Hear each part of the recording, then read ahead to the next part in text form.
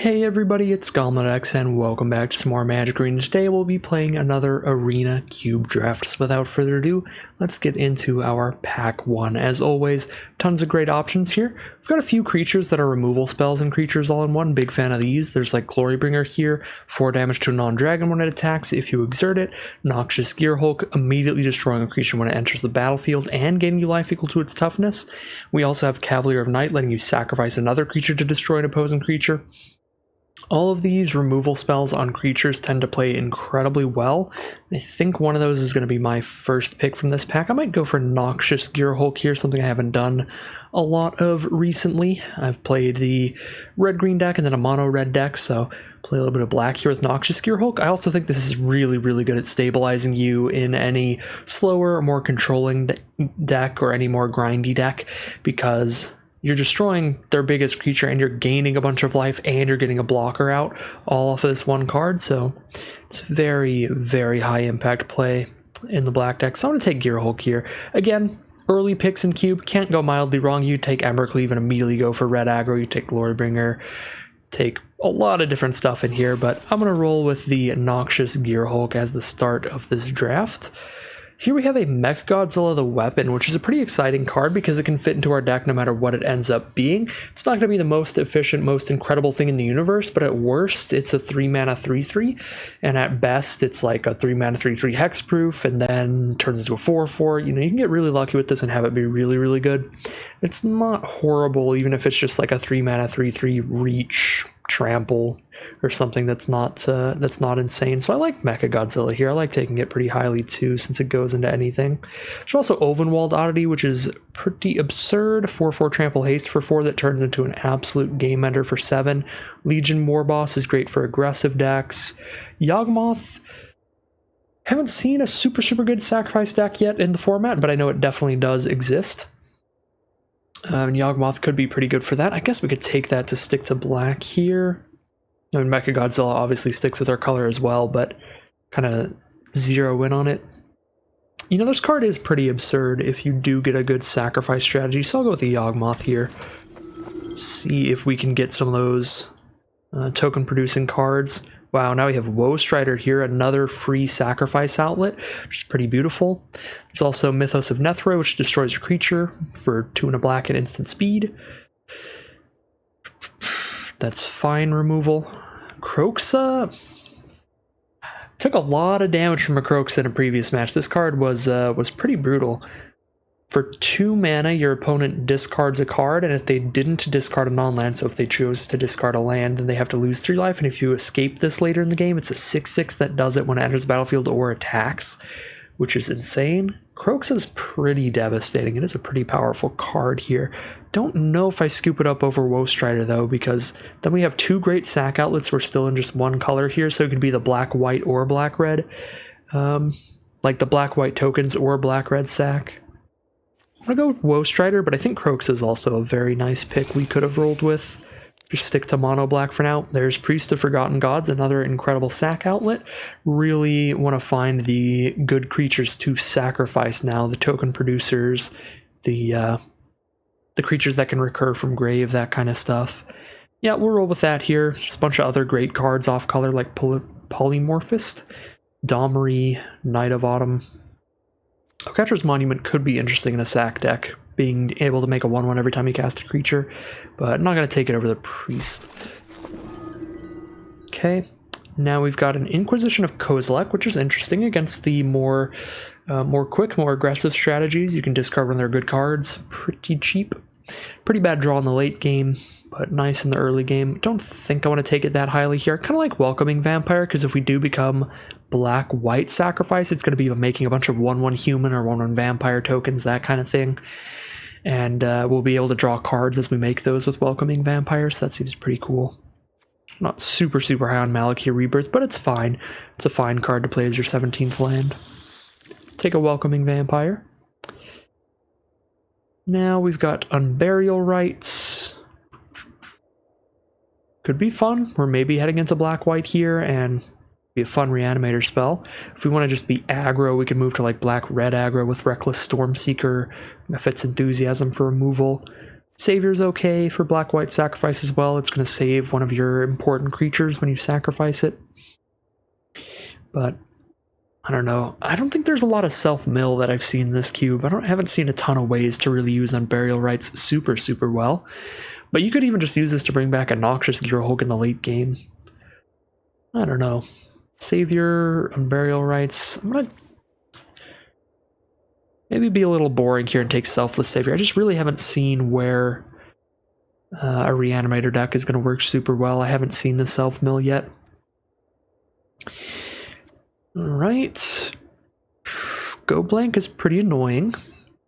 So we could play that and be annoying. Could take Heliod. Black-white would theoretically have a bit of a life gain theme as well. We do have a Noxious Gearhulk gaining life, but that's it for now. This feels pretty inconsistent, especially if we're not going to be that heavy into white, where this can be a creature sometimes. Probably just Lion Sash, I guess. Kind of a weaker version of Scavenging Ooze, but still pretty powerful effect. Also not married to white yet, so I could take Kogla. I could take Young Pyromancer. That can spit out a lot of creatures if we go in black-red sacrifice. I'm actually not that excited about Lion Sash. I'll go for Young Pyro here. Maybe we get pushed into like red-black sack. Okay, this is probably going to be History of Benalia. Getting 2 creatures off of this one card is pretty nice. They're nice to sacrifice later in the game. They're also pretty aggressive early in the game. Don't think we're on Humiliation here. That card's very good in Adventures or in Baldur's Gate draft, but don't think it's going to be the craziest thing in the cube. You just have plenty of good removal in cube you could pick up. So definitely looking black-white here. I don't love Dancing Sword. Inscription of Ruin's pretty cool. It's pretty flexible, but as I said with the Noxious Gearhulk we took out of this pack earlier, I'm a really big fan of any creature that can blow something up when it enters the battlefield, and this one's a big lifelinker as well, so it's a really big stabilizer, just like the Noxious Gearhulk. Lunarch Veteran actually seems pretty good for our archetype here, black-white. Black-white sacrifice, we can bring this back from the grave later. This will gain us some life against the more aggressive strategies. Lunarch Veteran actually does seem pretty good. Well, Croaks is still in this pack, and I'm not going to play a Field of Ruin, so Croaks it is. Slam that in the sideboard. We've got some options towards red-black sack in the side. Could play Okutcher's Monument here. We are going to be part white, how it looks right now, and this will make some 1/1s, I guess. Probably going to get cut. I'm going to have like a really high creature count for that. Primarily white creatures as well. I don't know, we'll see. This was definitely good in Amonkhet draft. I just don't know if it's up to cube quality, up to cube power level.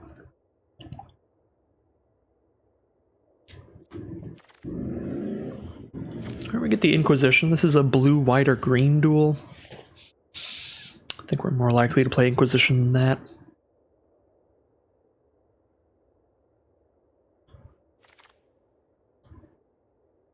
Well, we wield the Unburial Rites.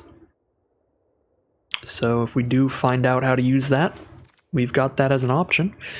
Got the Go Blank as well, which I will probably end up cutting. Ooh. Ooh, some incredible options here. I think I'm going to go with Ophiomancer. This is a 3-mana 2/2 that at the beginning of each upkeep, if you control no snakes, you get to create one. So if you have this on the board with a Yawgmoth, then during each turn, because it's in your upkeep and your opponent's upkeep, you get to sack your snake and then get a new snake in the next turn. So this is really, really good with powerful sacrifice outlets like Yawgmoth. It's also solid with decent sacrifice outlets like Woe Strider. Great with Priest of Forgotten Realms as well. This just seems absolutely perfect for the deck. That being said, there's a bunch of other really good stuff in here. Fatal Push is incredibly efficient removal. Esper Sentinel is a nice early game play that can potentially draw some cards, or at worst it'll tax our opponent's spells a little bit. Champions of Tyr is a ridiculous mythic from the recent Alchemy set. Day of Judgment is a board wipe for only 4 mana. This pack is absolutely loaded with good stuff, but I just cannot resist Ophiomancer. It's just the perfect card to produce those sacrificial fodder, those little 1/1 snakes. So some pretty nice stuff here. We have Bolas's Citadel, which can be really fun. You can play a lot of cards off the top of your library with this if you have a high life total, so it's good with a lot of lifelink and a lot of life gain. We have a little bit of that going on. Venerated Loxodon is solid in a more aggressive strategy, which we're kind of aggressive here. I don't have a lot of 1s and 2s right now, though, so don't think I'd take the Loxodon just yet. Teleportation Circle is good with a bunch of enter the battlefield and leave the battlefield effects. I don't think we have a million of those, but we do have Gear Hulk, Cavalier, I guess the Woe Strider. Got like 3 or 4 right now. We could get more later that make the Teleportation Circle better. And then there's Kyodai, which is a flash flyer that gives something indestructible as long as it stays on board, which is pretty good. Also Sign in Blood for card drawn black. I think I'm just going to go Kyodai. I think it's the card that requires the least work to make good out of all of these. Everything else, we need some other stuff that's synergizing with it well to do things. So what do we have here? Elspeth Resplendent isn't actually the craziest planeswalker ever, is she? Well, give a creature +1/+1 counter and lifelink, or a +1/+1 counter and flying. That's a pretty good plus ability. The minus will put something onto the board with a shield counter on it. She actually seems kind of strong. 5 mana is a little slow, though. There's 2 great cards to sacrifice, the Gutter Bones and the Shambling Ghast here. Shambling Ghast giving you an immediate impact when you sacrifice it, and Gutter Bones being able to come back multiple times. And then there's a good removal spell. I already have Lunarch Veteran and Ophiomancer for good things to sack. We've got some tokens. Got some great late game impact though between the Gear Hulk and the Cavalier. Those are also good removal spells. I don't know, I feel like I have good removal, good late game spells. I could go for like the Gutter Bones here for more efficient, just cheap little sack fodder. Life of Toshiro Umezawa is pretty matchup dependent, but against aggressive strategies, if they have any 1 toughness creatures, this card's incredible. And even if they don't, we gain 4 and get a 2/3. So this is really good against like aggro. Super, super bad against slower decks though, that just have like really high impact late game plays, because this does really nothing there. But this is a really nice tool against the aggro decks, so I'm pretty interested in trying it out. Mazemind Tome's kind of similar. Good against the aggro, because we get some scry and some early game card draw, and then gain some life. Underdog is a good card to be able to sacrifice multiple times because we can blitz it out. Realm Cloak Giant's pretty nice. Gives us a Wrath effect and a late game giant creature to drop out. But I think I want to fill out these 1s and 2s, make sure I have a lot of ways to stay alive against the aggressive strategies.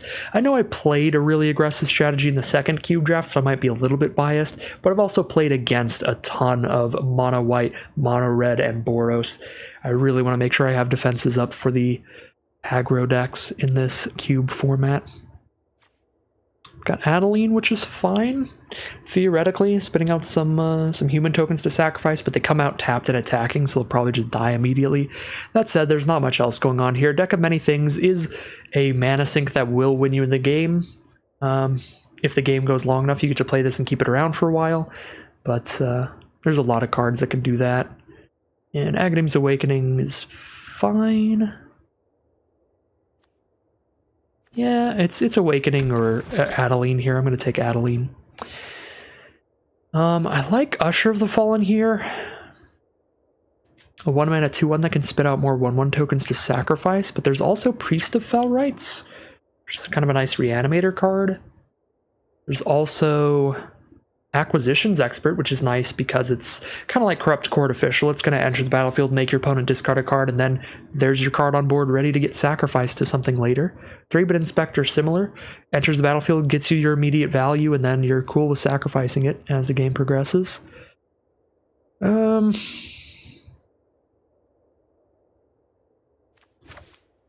Take one of these good 1-drops. I like the idea of Usher in here. Getting multiple sacrifice creatures. Alright, Jadar's beautiful. Very similar to Ophiomancer, but a little bit worse because these tokens, we only get the tokens during our end step, not each end step. Plus, they don't have Death Touch. Ophiomancer's kind of just insane in 1v1 Magic. We've passed up on a lot of board wipes like Languish. Elesh Norn's a pretty big game ender too, though. But I'm going to take Jadar. I'm going to take the Sacrifice Outlet Producers. Again, there's going to be a ton of great cards in here, but I want to really lean into the Sacrifice archetype, and Cruel Celebrant is perfect for that as well. Whenever one of my creatures or planeswalkers dies, I drain my opponent for 1 life. Beautiful. Absolutely come on in here. Portable Hoe would be fine against aggro. Null Priest as well with lifelink and a potential reanimation spell, but nope. Celebrant is just perfect for the strategy. We're really focusing in on that. Esper Sentinel's okay. Archon of Emeria is okay. They're both kind of just okay. I think I'd rather have more cheap cards here. An Esper Sentinel can be really annoying. Although I don't really have many flyers right now, I just have Vampire, the Welcoming Vampire, and Kyodai. I don't know. Scoop up an Esper Sentinel there. We have Sign in Blood or Bolas's Citadel. The little card draw that costs a little bit of life, or the big card draw that costs a lot of life? Bolas's Citadel is just a really fun card. I don't know if it's actually better here, but if we can get it going, it's really, really fun. Easy Shambling Gas there, the only on-color card. Now a Demonic Pact. This is a really risky card. Probably end up cutting it if we don't have any way to get rid of it. But it's also really slow, because you have to tap out. You have to spend your 4 mana to play it, and then it's not going to do anything until your next upkeep. I really wish this card was like, when it enters the battlefield and at the beginning of your upkeep it did those things, because then it would be really good. But instead it just always feels a bit slow. Alright, we've got Thoughtseize, Black Market Connections. I don't love Black Market Connections. I really don't love that you have to pay life every turn no matter what. Do at least one of these things. It just feels pretty sketchy, pretty risky to me, even in a deck with a little bit of life gain. Not sure we have quite enough that I want to play the Black Market Connections. I think I'll just take a Thoughtseize here, which is fine. Sky Sovereign's actually pretty fine as well. It's very similar to our creatures that enter the battlefield and kill something, because this enters the battlefield and deals 3 to something, but it's not a creature, it is a vehicle, but it can maybe kill more things when it attacks, which is pretty good. So Sky Sovereign's actually interesting, but I don't think it's good enough to get me off Thoughtseize. Also the black-white dual land there, the Triome we could have taken. Bastion of Remembrance is exactly what the Doctor ordered. Now we have 2 different ways to drain our opponent for a life every time our creatures die. That is super sweet. We'd love to wheel Infernal Grasp, but that's pretty much impossible. I don't think we're really wheeling anything here. Maybe we wheel Gonti or Drana, but I don't think we're going to wheel the Brutal Cathar or Infernal Grasp, and I think Bastion of Remembrance is just too perfect of a synergy piece to pass up. So I'm going to take it there. Our deck looks like it's not going to have a lot of removal. It's going to have our creatures that are removal spells, but it's mainly just going to clutter up the board with a bunch of irritating tokens.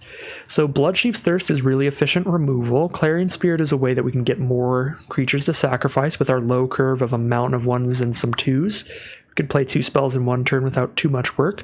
Banishing Light is unconditional removal, so that's pretty nice. Kalitas is a new card I haven't gotten to play with yet.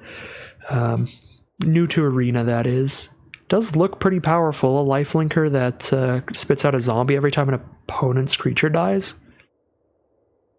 Pretty cool. I don't know if it's like perfect for here, though. I think I just want one of these. The removal, the Spirit of the Banishing Light. I'll get some more removal here. We'll take a Bloodsheep's Thirst. Now, looks like we don't have much. I guess Circuit Mender's okay to sacrifice, but it's Painful Bond. An Alchemy card. 2 mana to draw 2, then non-land cards in your hand with mana value 3 or less. Costs life when you cast them. That's fine. Kind of similar to like Sign in Blood, but it's instant speed, which is pretty good, and it's easier to cast. Painful Bond actually seems probably pretty good. I might try that out for a card draw. Black-white dual land looks great here. What is the Foundry? Spit out some servos for relatively cheap. You can untap it later game as well to get multiple things. This is weird. I don't know how to value this. It seems pretty good. I think I'm just going to take the duel though. March of Wretched Sorrow is fine too. It's removal that gives us some life gain. I definitely don't want to play Thalia. I've had this card hurt me too much, too many times. Too many non-creature spells. I'm just taking Godless Shrine. Now Concealed Courtyard or Invoke Despair, which is really hard to cast but very big when you do, or Elite Spellbinder, which is a pretty nice enter the battlefield effect, slowing your opponent down, but I'm just going to get the mana in order here, take a Concealed Courtyard. Gray Merchant of Asphodel. That's perfect. That is the main card to combo with Bolas's Citadel. Because the Bolas's Citadel has so much of a black color restriction in its mana cost, it's going to drain your opponent for a lot of life if you cast a Gray Merchant, which means you're going to get a lot of life and be able to cast more things. So Gray Merchant with Bolas's Citadel is just sweet. I'm going to go for it here. Crypt Breaker is pretty nice here. If we ever flood out, we're just discarding cards to make 2/2 zombies. And we can tap those zombies for more cards later. Which is probably better than Amiria's Call. Although, I don't know, I could actually see myself cutting this, because we're only really using this if we run out of good things to do and we just draw into extra lands. You know what? I'll take the Amiria's Call, because this is just like a strictly better Plains. And it is possible that the Crypt Breaker would just get cut anyway. Basilisk Color is alright. Not super exciting. Black Market Connections would be alright. Banalish Marshal would be too hard to cast, though. Alright, Black Market Connections. Probably want to try to cut that, though. You get to make a lot of changes to this deck. We have 33 non-land cards right now. So we get to cut, like, 9 of them? Ooh, we wield the Clarion Spirit. I really like how that fits into the curve. With all these 1s and 2s, I think that can make a lot of spirits in our deck, and I'm going to take it over Kalitas. Kalitas does seem pretty powerful, though. But I've never played with this card before in my life. It doesn't seem good enough to justify over the Clarion Spirit there, because I just know Clarion Spirit's going to rock in a deck with like 10 to 15 cards that cost 2 or less. Take the Circuit Mender now, which might get cut, but it wouldn't be the worst thing to keep in the deck because of its Leave the Battlefield ability to draw a card. Just going to take people's mana fixing now to be rude. Alright, let's build ourselves a Black-White Aristocrats deck. Okay, so we have a 53 card deck here, which means we get to cut 13 cards, maybe 12 if we want to play 17 lands, counting the Emiria Shattered Skyclave as one of those 17. Still don't know how I feel about Unburial Rites. It's definitely pretty great on a Noxious Gearhulk or something like that, but it's also never giving us a cost reduction on anything. It's never doing a big synergistic play with it. We're just playing it late game to bring back another big creature, so it's kind of like a super late game play. So feeling like cutting that. Demonic Pact always plays pretty slow to me, and I don't have any way to sacrifice it if we do get in the worst case scenario where it's going to make us lose the game, so I don't think it's worth the cut in this deck. For other non-creature cards, don't know how I feel about the Oakcatcher's Monument. It doesn't seem like it's going to be that great. We can have a really high creature count in this deck.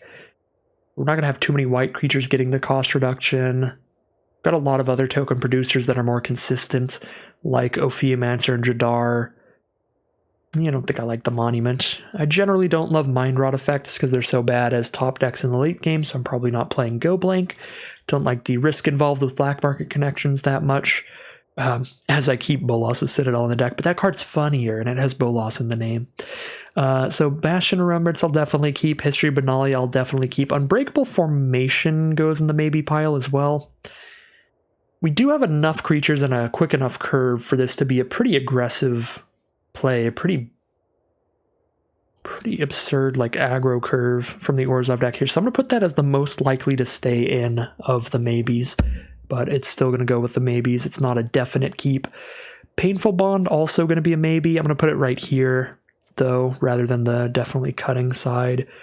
And we don't have a lot of removal, so we're definitely keeping Bloodsheath's Thirst. That's 4 mana removal for pretty much anything, or 1 mana removal for a cheap creature or Planeswalker.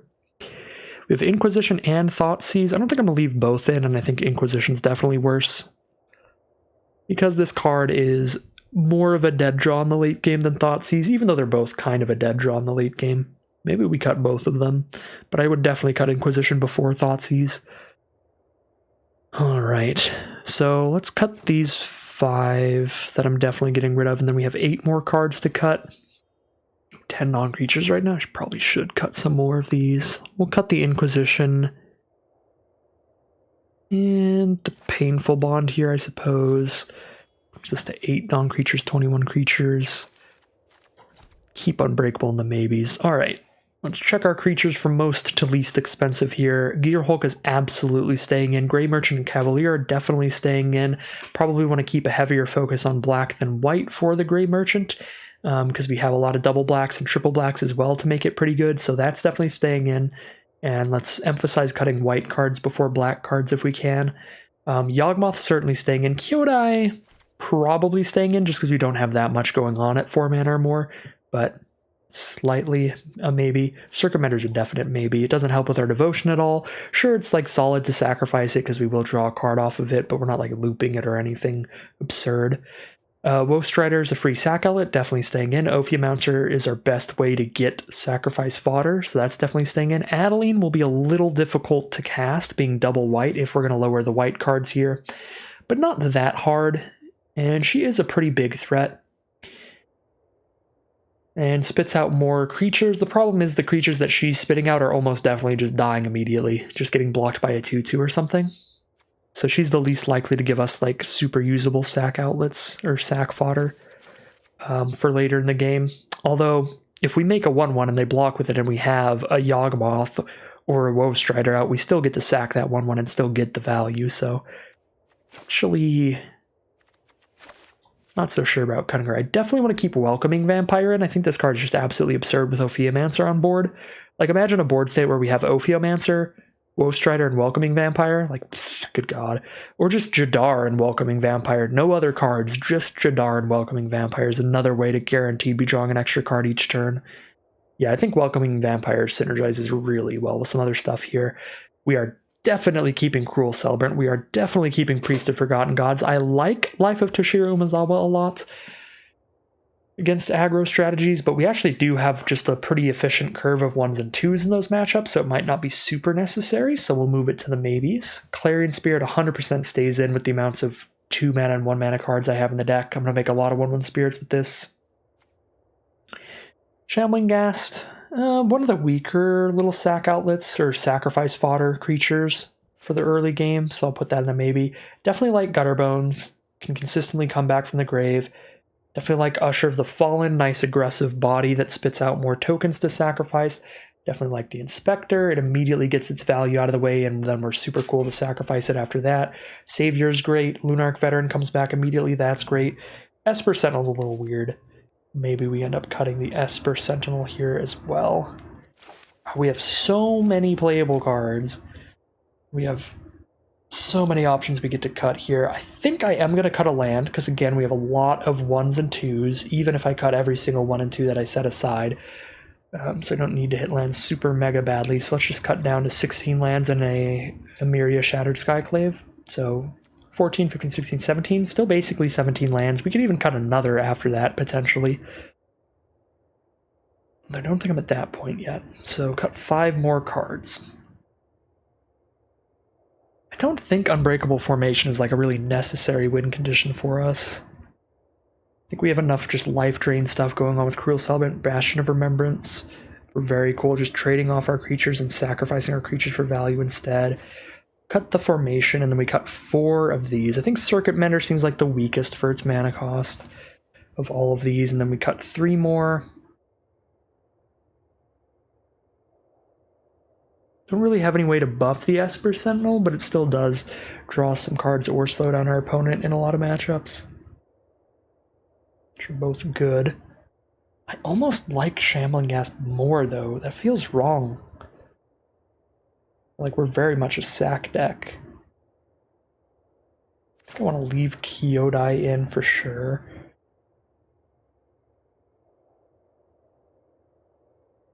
I would prefer to get another 1-drop in over another 2, but I do really like Life of Toshiro Umezawa. There's a lot of Kamigawa bias coming in towards that one, though. You know what? Screw interaction. I'm going to cut Thoughtseize so I can put 2 of these back in and we can just be a massively high creature count deck. Because honestly, a lot of our creatures can function as spells. Like, our creatures are removal spells, our creatures are life drain spells, our creatures are draw spells, our creatures are scrying. If your creatures fulfill the same role as your non-creatures would anyway, you don't technically need to do the whole, oh, I'm going to play 15 to 17 creatures and 7 to 9 non-creatures or whatever. You don't have to be that strict, especially in Cube. So yeah, I'm actually going to cut Thoughtseize here. And maybe another land? another land in the 3-drop and just have a million 1s and 2s? I don't know. I'm going to keep Life of Chishiru Umezawa in, definitely, and then I think I'm going to keep Shambling Ghast in. Got 2 more cards between these two. I might go Esper Sentinel Plains. That puts us to a 16-land deck, one of which is a Myria Shattered Skyclave. Our curve, our average is 2.9. Maybe a little bit higher than I'd hoped. Kind of makes me want to put another land back in. Drop the Shambling Ghast for a land. But yeah, look at that curve. That is a curve and a half. I guess the Ghast kind of like gives us a treasure if it dies or if it gets sacrificed. Kind of gives us some mana, but it's temporary mana, which is a big deal. We don't have a lot of ways to mitigate flood in this deck. If we flood out, we'll flood out hard. Have any ways to mitigate mana screw? I mean, if we're mana screwed, I'm still playing 1s and 2s, so I still have 3, 6, 7, 8, 9, 10, 11. Still, a quarter of the cards I draw are still castable off of 2 lands.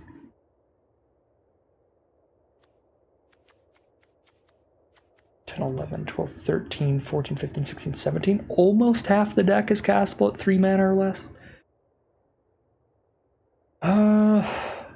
I might go for this greedy low land count deck here, even though we have like a couple powerful 5s in the 6. I'll go for it. I mean, we even have Bloodchief's Thirst. I wasn't even counting towards the 1s and 2s. Yeah, I'm gonna go for the really low land count build here. It's gonna be 15 lands and a Myria. And I think that's gonna be the deck. So I've changed my mind a little bit here in looking at the mana sources, and I think I'm going to change things up a little bit more. Really don't like the double white cards in this deck. They're pretty difficult because one of the things I'm a little concerned about is we have a couple cards that cost triple black. That's obviously pretty hard to hit. We're going to need 3 of our 5 lands that we've hit to be black sources. Currently I have the deck at 9, 10, 11 black sources and 4, 5, 6, 7 white sources, an 11-7 split, which feels pretty good to me. The problem is our double white cards are by far the most powerful on turn 3. We want to play them as early in the game as possible, and we're just not going to be playing them consistently on turn 3 if we only have 7 or 8 white sources. We're going to have to wait till turn 4, 5, 6 quite often. They get a lot weaker then. I suppose, I mean, we could still leave it as is and then just pretend the curve looks more like this, like we're playing one of those on 4 and 5 more like it. But they are a lot weaker at that point. Yeah, even if you put them on like 5, 6, the curve isn't terrible when you consider them as not 3-drops. Yeah, I can see that being a pretty big concern for the deck. Maybe we even go down to just 10 black sources for our triple black cards and then 8 white sources. 8 white sources is on average 1 out of 5 cards. So at our 10th card draw, on average is when we'll hit the second land. That's about turn 3 or turn 4. Yeah. We can wait to cast a Cavalier of the Night or Bolas' Citadel a lot more than we can wait to cast an Adeline, or especially History of Benalia. It's just a lot worse later in the game. I guess I don't want to go any farther towards white than black, because not only do we have triple black cards, we also have a much heftier focus on black. So I think I'm going to go with the 10-8 split here, but I'm actually going to leave those 2 in.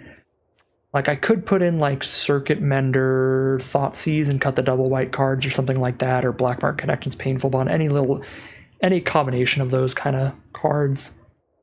I could see an argument for that, but I think they're powerful enough to justify their reasonably difficult mana costs in the deck.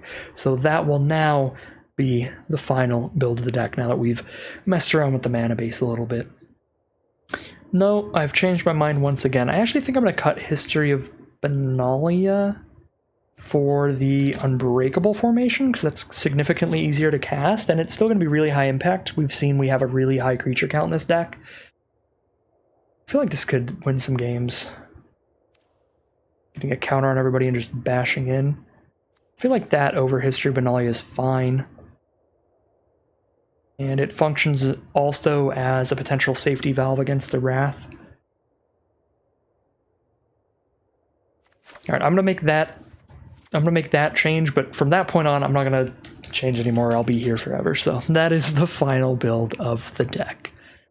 Alright, so here's the deck we're going to be playing today. It's a black-white Aristocrats deck that is named after the Aristocrats creatures that would let you sacrifice cards. So it's just a black-white sacrifice deck. It's about making a bunch of creature tokens, sacrificing them for value, mostly to drain your opponent's life. So in our deck we have Cruel Celebrant draining our opponent for life when we sack a creature, and Bastion of Remembrance doing the same thing. We've got a lot of really good token production for that, like Ophiomancer specifically. This one is absolutely absurd, incredible token production.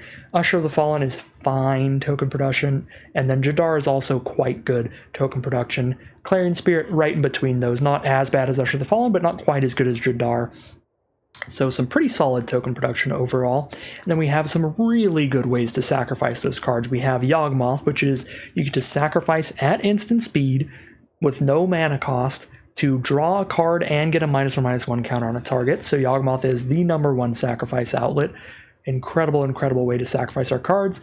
But then we also have Woe Strider, which is another repeatable sacrifice outlet, which is pretty good still. Even if it is just scrying 1, it's giving us a way to sacrifice them at instant speed for value without paying a mana cost. So still quite a good sacrifice outlet. And then we have 1 or 2 ways that will let us sacrifice something like just 1 time, like a Cavalier of Night here. 1 time we sacrifice a creature to destroy an opposing creature, or I guess Priest of Forgotten Gods is a sack outlet we get to use over and over again as well. So that's more similar to the Yawgmoth or the Woe Strider, just a little harder to do because you need 2 creatures to sacrifice. But yeah, looks like a pretty good black-white sacrifice deck. That's our general idea. Spit out some tokens, sacrifice them for good value, and close out the game real quick with some life drain and just a really aggressive curve of creatures alongside it. So many 1s, 2s, and 3s. So yeah, hopefully we can drain some people out of the game and maybe even do it with a late game Gary, Merchant of Asphodel, with our quite a bit of black permanence in this deck to add up to a lot of life drain when we play a Gary. So super cool looking deck, and I'm very excited to play it as we head into game 1. All right. What are our odds of drawing 1s and 2s in this deck? We got 4, 5, 6, 7, 8, 9, 10, 11. 1 and 2 mana cards still in the deck out of the 33. 1 and 3 each draw step. Our opponent's first. We're on the draw. We hit a land. We know we're at Welcoming Vampire. We have Bloodchief's Thirst for their first threats. I'm going to keep this here. So we have a lot of draws that make this hand solid and a lot of incredibly relevant draws. Every single land in our deck is a relevant draw, which is like 15 at this point. And then we have 11 cards that cost 2 or less. So that's like 25 out of the 33 draws are very good for us. So that's why I'm keeping this here. There is a risk, but it is a calculated risk. We are more likely than not to draw something pretty good here to get things going. Alright, turn 2 Rescuer Trigger from our opponent. Plains is perfect. Now we have the Welcoming Vampire, the Ophiomancer available. We've got the Adeline available turn 3 as well. Now everything is pretty much active here, because the card draw from Vampire is going to get us to the next 2 plays. All of these are available to get played.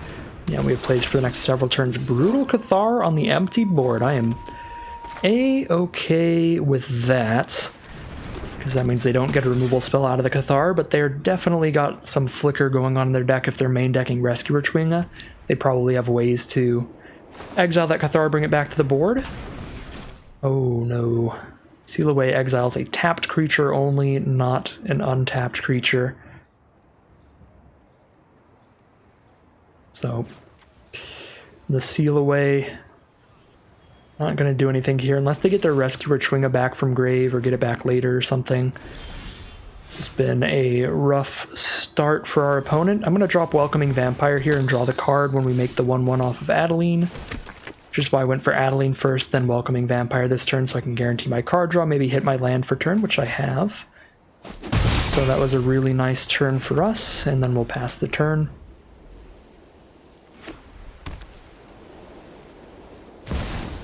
Elspeth Resplendent, that's pretty big here.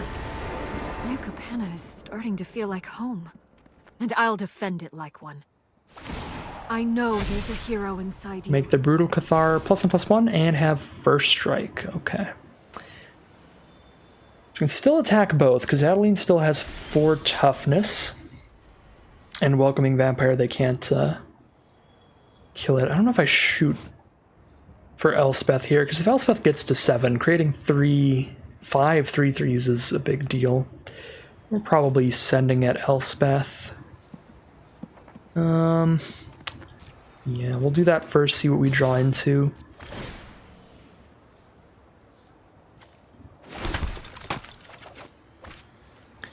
They can actually, they could first strike away the 1/1 and reduce the Adeline damage by 1 if they want to stop Elspeth from dying, but not sack a creature. It looks like they're going to chump to leave Elspeth as high as possible, and they're just going to scoop them up here at this point. It's going to drop, deciding between Ophiomancer or Woestrider. Ophiomancer, we draw another card every turn because of our Welcoming Vampire, but Woestrider gives us a way to use these 1/1s pretty well. I think I go Ophiomancer there and just try to keep going wild with the Welcoming Vampire. But yeah, that was a pretty rough game for our opponent.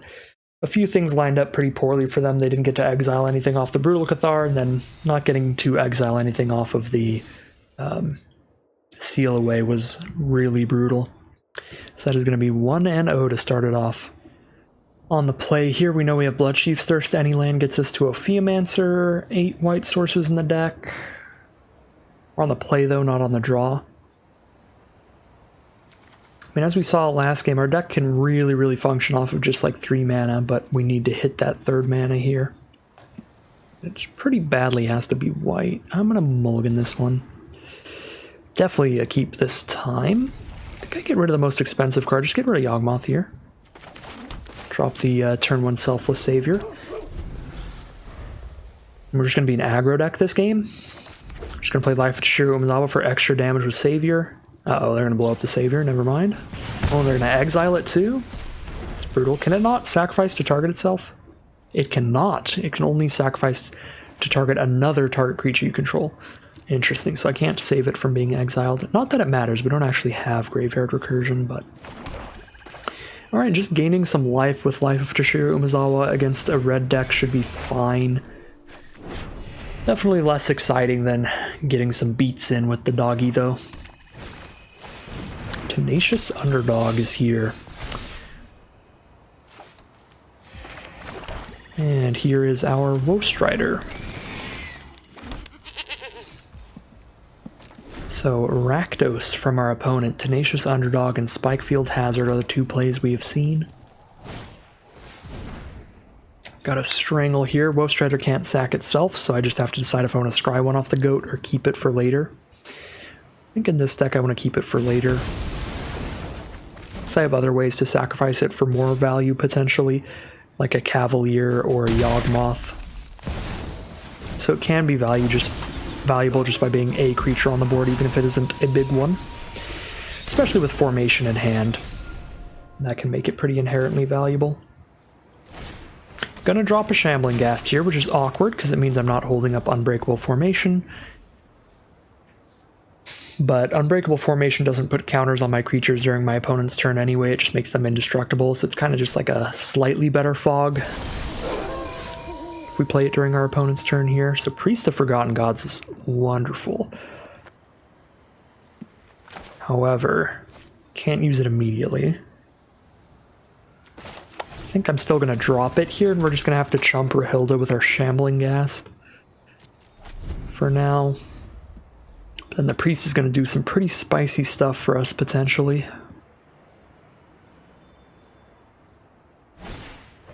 Blood Artist. I wish I had that. We did not get a Blood Artist in our draft, though.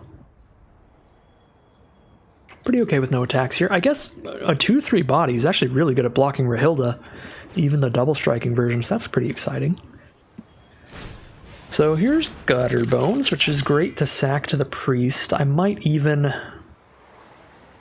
go for the Priests here. I think I'm going to do that. So we're going to go for the Priest here.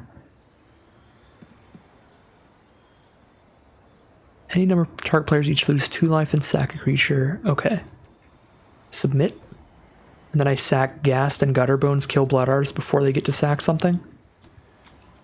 Because Gutterbones or Shambling Ghast's trigger resolves first. And now they have to sack the Underdog instead of the Blood Artist, and they're down to just a Rahilda on board.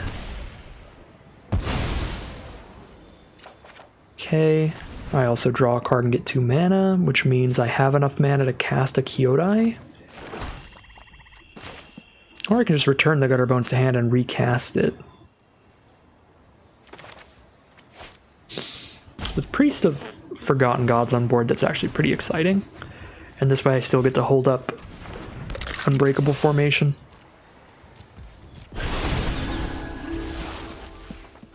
And they're not really getting in at all here, and we can just keep doing the Priest thing with our Gutterbones. Priest Gutterbones is sick. Okay, Unbreakable formation unfortunately does not save things from -2/-2. But our opponent is over it. I am taking too long for my opponent's liking. But yeah, Arena's stopping me for formation, so we're just gonna okay that one. 2-0 now.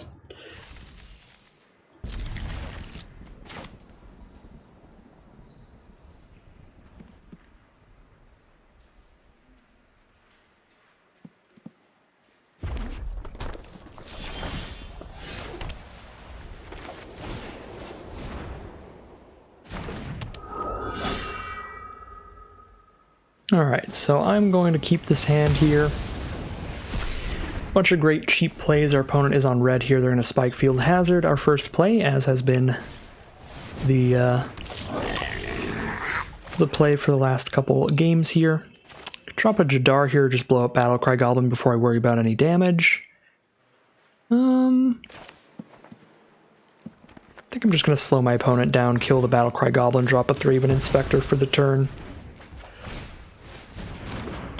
I don't really have a super good way to use Jadar here. We do have the Bastion coming down next turn, which is fine, but I don't think it's impactful enough to not want to just slow our opponent's creatures down right now. And luckily no play for them that turn. So now we'll just get in with Inspector.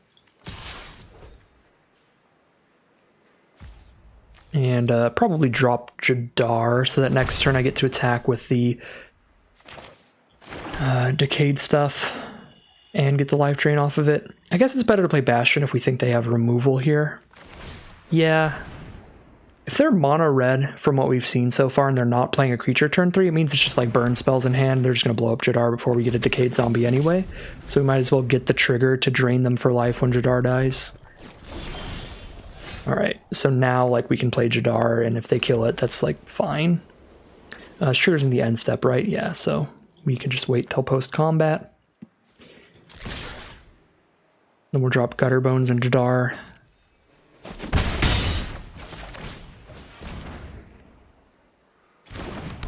Alright, and Jadar's going to die.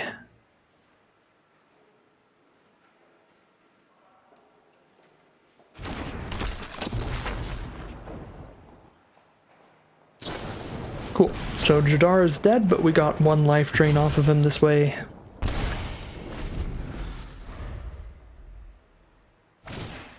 There's a Shadow Spear. If our opponent does get a creature, that'll be a pretty big problem because they'll gain a bunch of life. I actually have double white cards, a lot of double whites in this deck. I don't think I have a 3-mana card that costs double black, but I have the Adeline that costs double white. That's for 3 mana.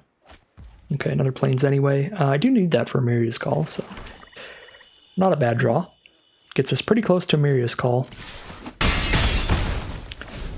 Playing the Swamp there in case Gutterbones dies, we can put it back in hand. Because now if they use removal that doesn't exile it, they blow it up, they get drained for life, which means that our opponent lost life this turn, so I can spend the 2, put it back in hand.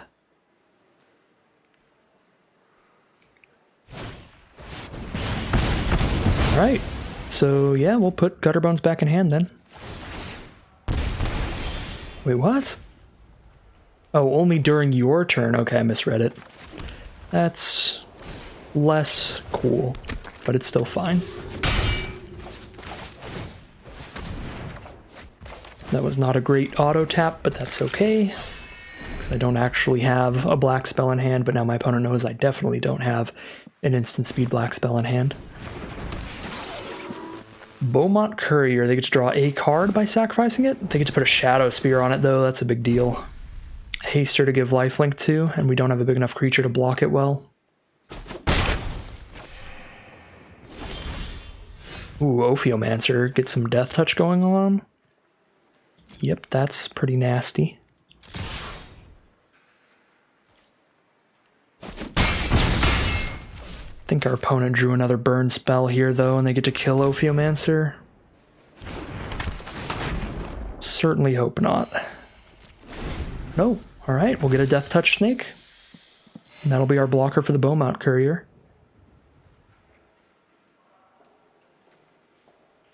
This is a really cool snake token.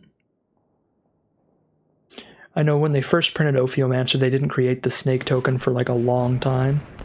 Uthgard Fury? Alright, Ophiomancer's dead, but the snake remains. Damage is permanent on any of our stuff, but it's all 1/1s and 2/2s anyway, so it really doesn't matter. Alright, they do not sack the Courier, so they will not be drawing those cards. They'll just keep their current hand instead. And a Voltaic Visionary, pretty big creature when they put lifelink on it, but Gear Hulk is the perfect draw. Get that creature out of here, no lifelink for you. And we'll attack for 4.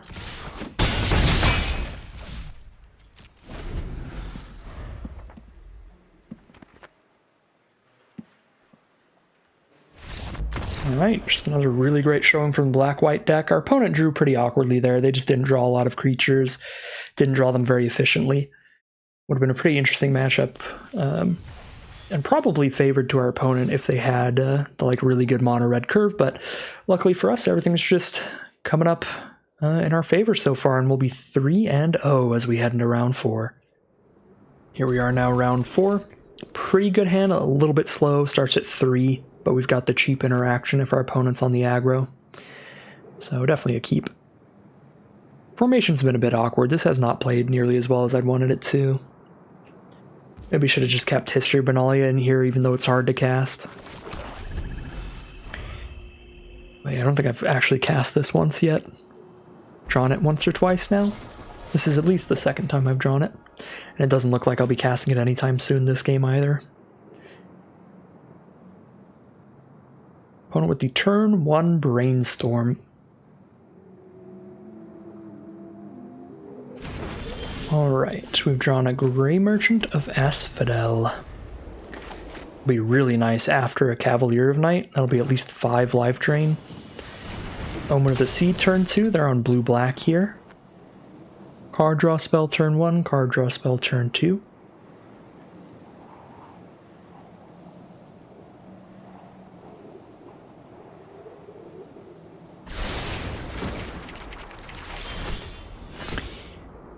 Alright, we could just drop the Ophiomancer on an empty board.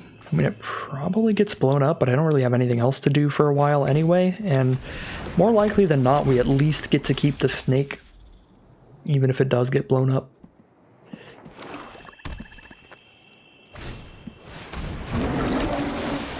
All card draw all day from our opponent.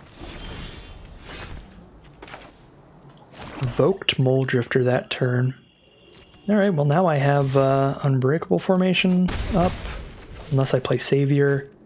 Should probably just play Savior, because like if they Wrath, I can still just save Ophiomancer, which is the only creature that really matters, because if the snake dies and Ophiomancer remains, it's just going to replace the snake anyway. Life of Toshiro Umazawa, that's a rude one here. I guess it doesn't matter if they kill a snake, but they get to kill our Savior. Might as well give Ophiomancer Indestructible. It's dead either way. Thoughtseize. They probably aren't getting rid of Unbreakable Formation. Everything else in the hand is pretty good, though.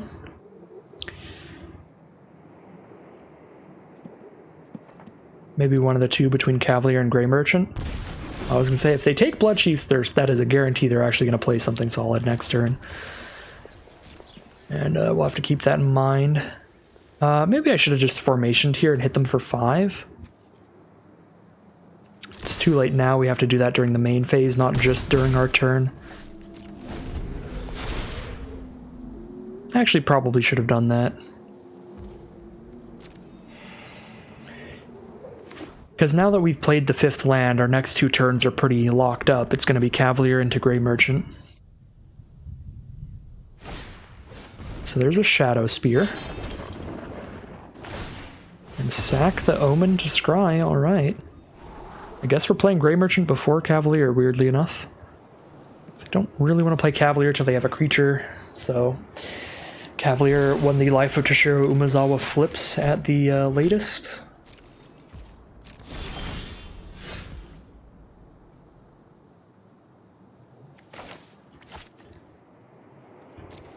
I guess Cavalier brings back the Savior when it dies. Return a creature mana value 3 or less.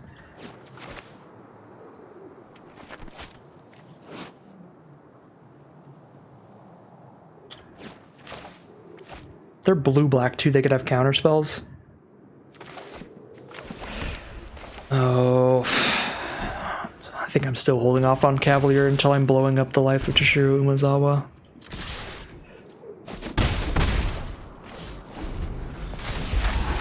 I think that's fine. I think Grey Merchant before Cavalier is fine. But I really, really think I should have just Unbreakable Formationed that last turn instead of doing nothing. I would have hit them for 5 then and potentially hit them for 5 again this turn. Put a lot more pressure on their life total. Okay, Languish it is. We draw our own Life of Toshiro Umezawa.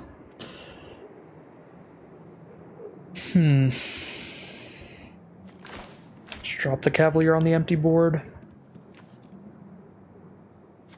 Yeah. Cavalier doesn't actually kill a creature unless I have another creature on board to sacrifice anyway. So that's not going to happen for at least 3 turns, even if I play Life of Toshiro Umezawa this turn. So at this point, I think we do just run out the Cavalier. Let us begin. Jacob Hawken. Okay, Jacob, hello.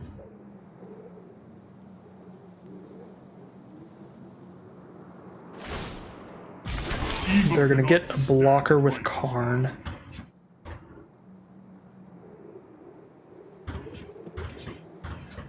Got Bolas's Citadel. That could be huge. This is the least consistent thing we can do, but it's funny, so I'm gonna do it. I'm at 23 life, so it's probably worth it. Oh my god, it is. Oh my god, it is. Hi, Bolas's Citadel. Yeah, now Yawgmoth just kind of shreds things.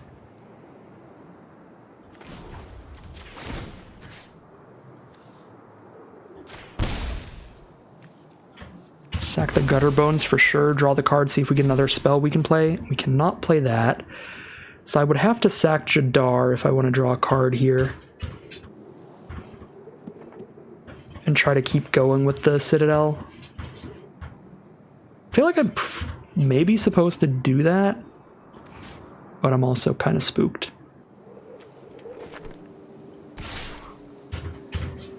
Let's get rid of Karn if we can. Probably just killing the creature. Sure. Okay, end step. Decayed Zombie. Now we can finish Jacob off. I should have put a stop at my end step. I didn't know Arena wasn't going to let me kill that before they got to draw a card. That kind of sucks. Arena just flew right past that. Let's say we could have killed Jacob in the end step, and that was the plan. But Arena was like, nah. You just pass turn.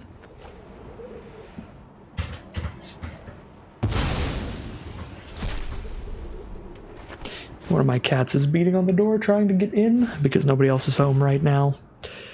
And she's bored and needy. So my apologies if you can hear that.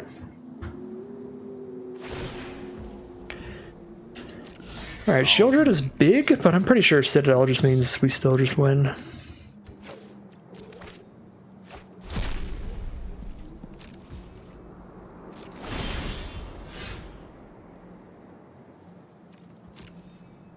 So if I sack Jadar, if I can find a way to kill Shieldred, I still just win.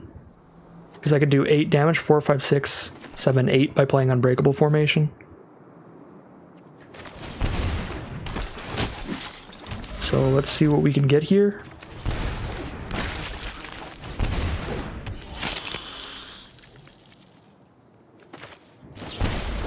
There we go, that's a way to kill Shieldred.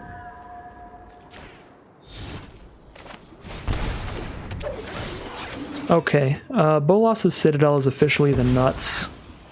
I can confirm. I was a little unsure about it, but oh my god. That was insane. I probably have done something like that with Citadel before, but that was completely nuts in this deck. That is by far the best thing I've ever done with Citadel. And we probably even got really close to 10 permanents to just sack 10 permanents and kill them too. Good lord, Bolas's Citadel is a card draw engine and a half. But it is a pretty risky card. When you've got the 23 life when you cast it, it's nuts like we saw there. But I could definitely see games against a more aggressive red or white strategy where by the time we cast it, we're down to like 6 life and it doesn't really help. Wow, was that the game for it. And that is going to push us to 4-0 now as we head into round 5. Alright, this is a really good curve for our hand in game 5 here, so I will keep it. Usher of the Fallen into Cruel Celebrant into Welcoming Vampire into Yawgmoth if we hit any land. The train just does not stop here. Well, Ravenous Squirrel is going to stop Usher of the Fallen from doing much here, but I think I will trade off into that so they can't use that later, make it a lot bigger, or draw any cards off of it. I think this might be a position where both of us are cool with the trade. No, opponent's very much not cool with the trade. They're going to spend removal on the Usher of the Fallen to get it out of the way. That is fine. Cruel Celebrant keeps the squirrel off of us until they can sacrifice a creature. If they attack in, we're not going to block because that would mean they almost definitely have some kind of weird trick where they get to sacrifice something. This is just a chump attack otherwise. Ophiomancer, it is. Very good card. We've seen that card pop off in our deck. Now it's going to pop off in our opponents. So we drop our Welcoming Vampire now. So when we do cast Yawgmoth, we draw a card.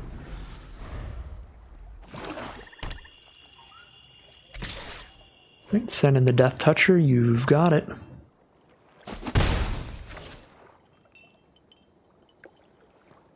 It is possible our opponent is mono black, but pretty unlikely. We're going to kill the Welcoming Vampire. Not a huge fan of that. Now we don't draw a card when we play Yawgmoth, but we will draw cards off Yawgmoth when we play this Gutterbones later.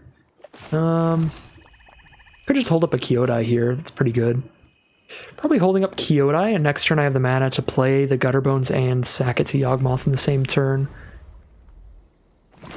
We could get a surprise kill on something with Kyodai. Especially if we get to kill Ophiomancer, that's going to be really good. Terragrid. Wow, that's brutal against our deck. Whenever an opponent sacrifices a non-token permanent or discards a permanent, put it onto their board. So we can't do Yawgmoth things as long as Terragrid's on board. We need to kill Terragrid badly. I get to stop the damage for free here, but I'm not actually killing anything because they just get it right back. I'm infinitely less excited about Yawgmoth now, because again, everything we sacrifice goes to their board. That is like the, that is the hard read meta play right there. That is the main deck incredible sideboard card. It's really gonna stop us from doing what we want to do.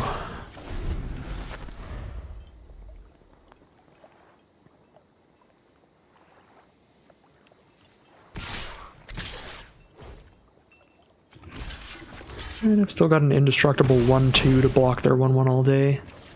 But we'll take the 4 from Terragrid. And Murderous Riders coming down, a 2/3 lifelinker. Unbreakable Formation. Actually, this might be the spiciest it's been yet. Still not that spicy, but it's a thing. I guess we could sack tokens to Yawgmoth still. Yeah, I think I will play Yawgmoth for now. We just need to make sure if we sacrifice anything to it, it's got to be a token that we sacrifice. So we probably attack with flying again. Then Tergrid we're going to block with our Celebrant and our 1/1, and then sacrifice the 1/1 to kill their squirrel, maybe?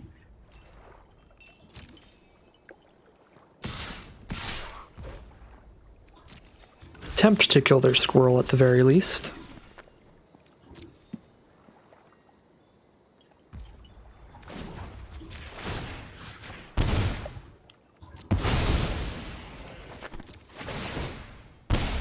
Got both of our life drain on board, which is actually pretty huge there. They're down to 10 now.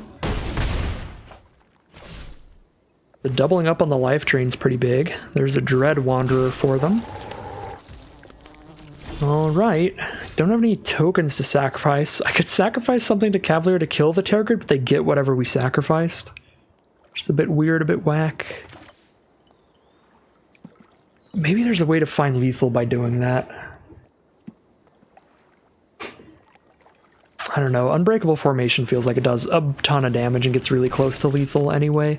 We might already have lethal just because Yawgmoth can sack our whole board, even if our opponent gets the stuff. But I think we definitely have lethal after a formation. We attack with everybody, sacrifice... Oh, I was going to say sacrifice whatever Murderous Rider blocks.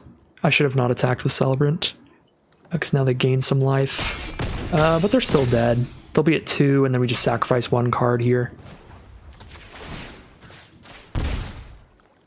So you can have a Gutter Bones, but you also go to 0. So that's fine.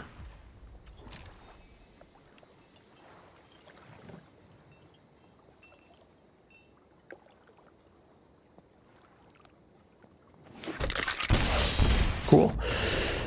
Alright, there were a lot of ways to find lethal that turn. I think our way was fine, but it wasn't ideal. I think the best way probably would have been formation, don't attack with Celebrant. Although... No, because then they would just block one of the... What, the Yawgmoth or something anyway? They'd still gain the 2. And everything had indestructible anyway. Because I'm not going to sacrifice Yawgmoth to itself to prevent them from losing life, because Yawgmoth can't do that. Or prevent them from gaining life. No, that was actually fine. That was fine. I was really scared of that Terragrid. Luckily enough for us, they did not manage to get any sacrifice or discard of their own. At least not quick enough to stop us from draining them out of the game. So it's going to be another 5-win run, at least, from this Arena Cube Draft. Pretty great record here. Pretty happy with that.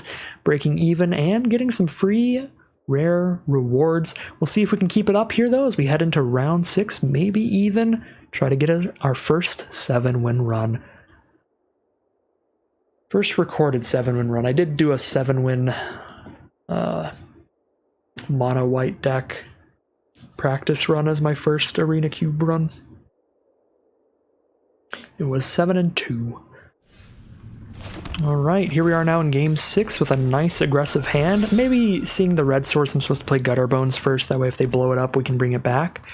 But every opponent we've had that played a red source played a Spikefield Hazard that would exile anyway. I guess Gutter Bones would have been better here though, because Strangle does not exile.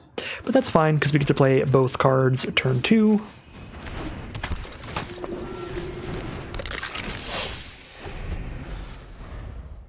And still flood out our board. Hargnar doesn't do much. Maybe attacks pretty large, that's about it. I'd like to play Bastion here before Woe Strider. Well, no. I think I'm still trying to get high power creatures on board first. We're not about to do a ton of trading just yet. We might trade 1 creature off, but I think a 3/2 is more impactful for now.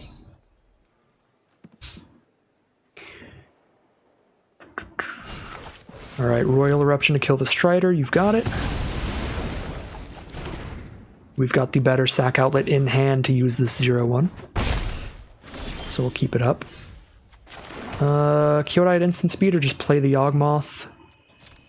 I think I just play the Yawgmoth here. Next turn, Bastion.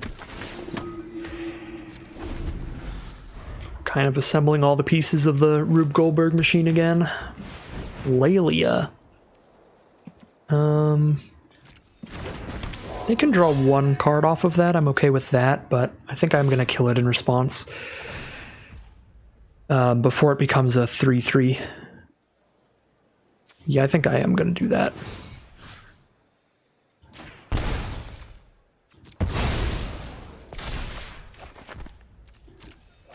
I guess I just block with the Yawgmoth. I don't have to sack two things. Okay. So now we have the Bastion or a Kyodai. Hold up that Kyodai for later. Let's drop Bastion.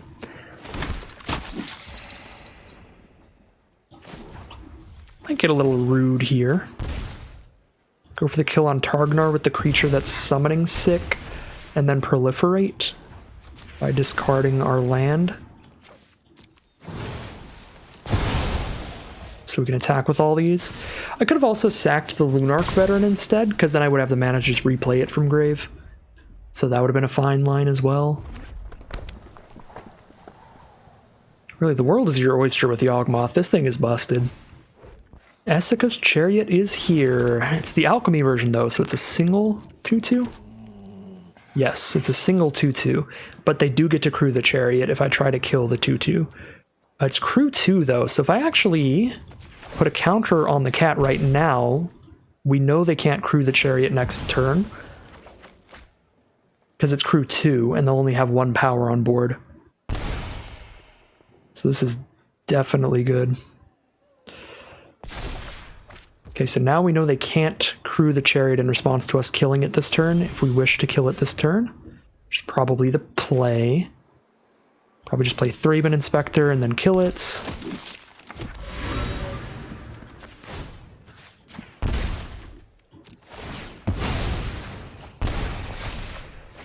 Attack for 4 on board. Jadar adds even more to sack. And Veteran's another card to sack, so this should just be lethal. If we sack a bunch of stuff to Yawgmoth. Yeah, they're at 3 life. We drain them for 1 each time. It's up to 1 creature. Yeah, just sacrifice 3 cards.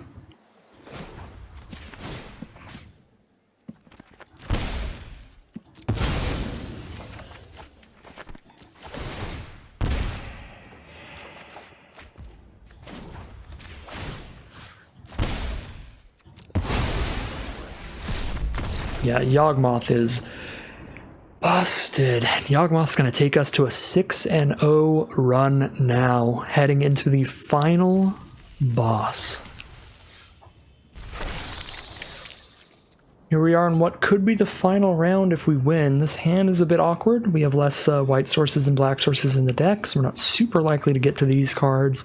We do have turn 3 Woe Strider guaranteed, which scries us 1 with the Goat. And the Cavalier on turn 5 is going to be really good if we hit 2 lands in the next few draws here.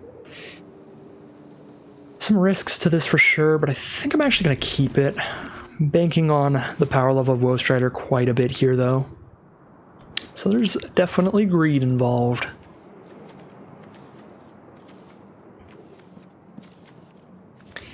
But all good. Arena Cube events really aren't that competitive, so I'm not that concerned. They're just unranked, there's no tournaments for it or anything. If I get greeded out, so be it. Well, there's a Bastion to go with the Woe Strider, that's pretty good.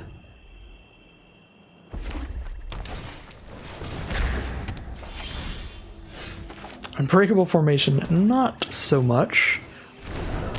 So opponent's ramping up here. They go Forest into Mountain into Guardian Idol turn 2. So they have 4 mana on turn 3. Tapped Stomping Ground though, so they're not going to play anything this turn. 2 mana to make that a creature they could trade into our Woe Strider. Did it the white source? Sure, I'll attack with Woe Strider. If they spend their mana into the Guardian Idol, we know they're tapped out, so we can just Kyodai. And then obviously if they just take the damage, we'll just deal the damage. And then we'll play Bastion and Lunarch Veteran, I guess. I don't think we're formationing here. We can get the board pretty wide before we do that, get a lot of +1/+1 counters.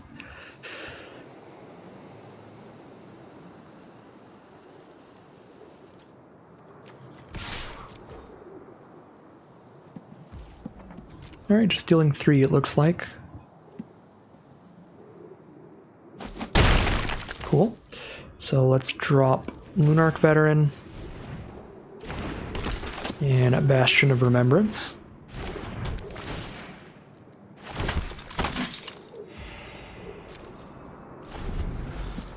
Probably scry with this goat now, because now it's scry 1 and drain our opponent for life, and we're trying to hit Cavalier. Siege Gang Commander, that's quite the board to block with. I guess if I sack the goat, that's 1 less creature for formation if that's the plan, but I think Cavalier blow up Siege Gang Commander is pretty good, so they can't shoot these goblins around. So we'll just try to hit the land. Instead, that is the land. Keep it. Okay. Okay, sack the veteran here.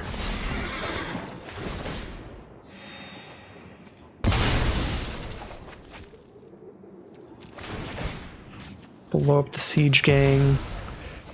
Now we know they can't shoot the goblins around. They could still trade 2 goblins into Woe Strider. Or 1 goblin into a human soldier. Trade the boards. I guess I wait till I'm holding up Kyodai or Unbreakable formation. Kogla, that sucks. That's actually fine. I guess I get to scry 1 now, and I get to bring the veteran back to the board the natural way here. I guess I could have gained life if I let it fight, but I would rather deal more damage to them and scry 1. Or I guess the damage is the same either way. So yeah, I guess I'm taking scry 1 over life gain, but that's fine. We're at 25.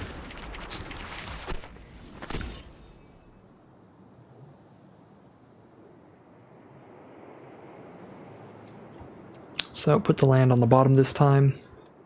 See what's coming up next. Kogel is huge. That's a really big deal. It can blow up our Bastion of Remembrance as well. We can't really get through it. Kind of feels like I popped the Cavalier early. Unbreakable formation actually would have been just better. Just attack with everybody. Probably don't even main phase it. Just attack with everybody, then formation after their blocks. And all of a sudden we just keep our board but get the Siege Gang and its Goblin companions off the board. Yeah, I really feel that would have been probably quite a bit better. I'd rather be open a Kyodai than playing these other things right now. Just attack with Woe Strider and then Kyodai when they block with 2 goblins. Something like that. Kogla's definitely killing our Bastion, which is far from ideal. I guess I could draw the card off Threeben Inspector and see if that changes anything, but it's pretty greedy, because if it's not a white sorcerer playable black card, that's just way worse than just playing the dragon. Send in the Woe Strider here. They could get bold and block with Kogla, but I'm hoping they just block with some goblins. They don't block with anybody, that's also fine. And I guess I don't need to play Kyodai, but it is a flying threat, so it's probably still better than playing Inspector. So we'll just do it at instant speed. Now instead.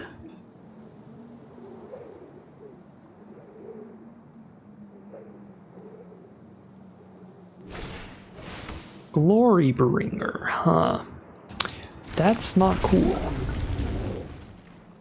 This only gives creatures indestructible, right? Yeah, it does not give my enchantments indestructible. Save them from Kogla. Alright, well, now we know what we're doing with Kyodai, I guess.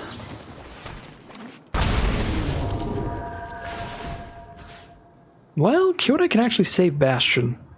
Is it better to save Bastion or Woe Strider? That's actually a big question here. Probably better to save Bastion than it is to save Woe Strider.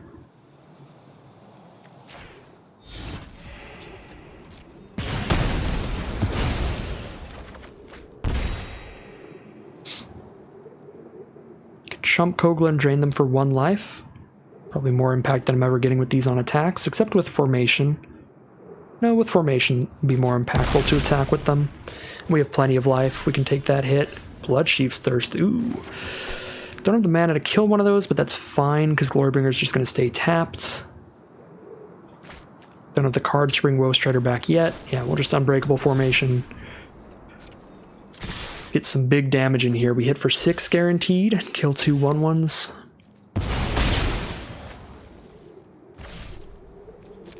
Now, until they kill our Kyodai, they can't kill our Bastion.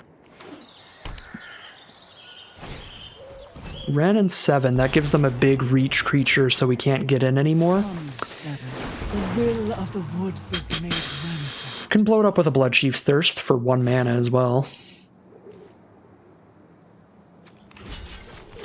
I think I just kill them next turn. So I'm putting them to 5 here, then I'm blowing up their Tree Folk. Then I could like sack Savior for the last 1 damage, yeah.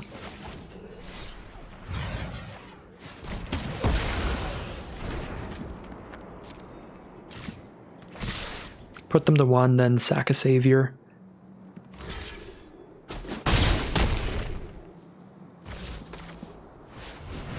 And I think that's it. I think that's just 7-0 for this sick Aristocrats deck. The white-black sack deck just doing absolutely disgusting things. I don't think I even played every game perfectly. I played fine. I played pretty well. But it wasn't like I piloted my deck super well to get it to a 7-0 run. It was just, the deck just worked. The deck itself was just really good. Great stuff here. Really happy with the performance of this black-white Aristocrats deck. Obviously, you can never be unhappy with a 7-0 run, so it's pretty self-explanatory that I'm pretty happy with this one. Formation was fine, I guess. I do still think it was probably one of the weakest cards. There were a couple times where it wasn't really going to do anything all game, and then even when it did stuff, it was kind of just... It was really good in that last game. It got us a lot of extra damage in the sky, because it got us the big swing the turn before we won, and then the turn after it made sure our flyer was still a 4-power flyer. So it was kind of pivotal in the last game, but there were other times where we drew it and wasn't great. Life of Toshiro Umezawa had some times where it didn't seem super good, but also just having a 2-3 against the Rahilda was insane. The other times it wasn't absolutely abysmal. At least we were still playing something. I don't know. It's maybe one of the other weakest cards, but I think literally everything else in the deck I would say was incredible. We only got to cast the Bolas' Citadel 1 time, but when we did, oh boy, that game was dumb. And even Amiria's Call, while we technically never cast it, we did have that one game where we had 6 lands out and the Amiria's Call in hand, and we ended up winning with 6 lands out and Amiria's Call in hand. Amiria's Call was really just like the really good backup plan there, so I would even count that up as like Amiria's Call doing decent work. Because if we ever did draw the 7th land, if somehow we didn't find the kill with what we currently had, the 7th land with Amiria's Call there would have just kind of confirmed we could still win that game, even if our opponent stopped our initial onslaught. So I'd even give like a half point to Amiria's Call's playability there. But yeah, just super sick stuff. Not much to talk about. I guess one of the biggest kind of learning points, pivotal points here, when you compare this to our previous red-green deck and our mono-red deck was, even though I'm technically not a straight-up aggro deck, I'm more of a aggro combo deck, somewhere in between there with the whole Aristocrats theming, having a mountain of 1 and 2 mana plays was still incredibly powerful and incredibly important, just making sure we can keep dumping a bunch of stuff out, and a lot of these games were ending pretty quickly, and the ones that weren't ending that quickly, the deck could still compete, even though it had so many cheap cards, because we had Scry, we had card draw, we had the huge card draw from Citadel, we had some big late game plays, so it really does feel like, at least for this strategy, but probably most strategies in the cube, even if you don't consider yourself like an aggro deck, like I'm not mono red aggro just beating the face down, or mono white aggro beating the face down, 1s and 2s are still incredibly important and incredibly good. Again, at least for this strategy, but probably for most. That is a pretty big takeaway here. This is by far the best deck I've had in this cube so far, and it was a curve that was super front loaded. It was 1 curving down to 6. No kind of hump in the middle like most of my decks. But yeah, not much else to say there. Super great deck, super fun time with it, but that is going to end today's video. As always, if you'd like to catch some more of these videos, make sure to like, comment, and subscribe to let the YouTube algorithm know to send some more of these videos to you in your recommended feeds.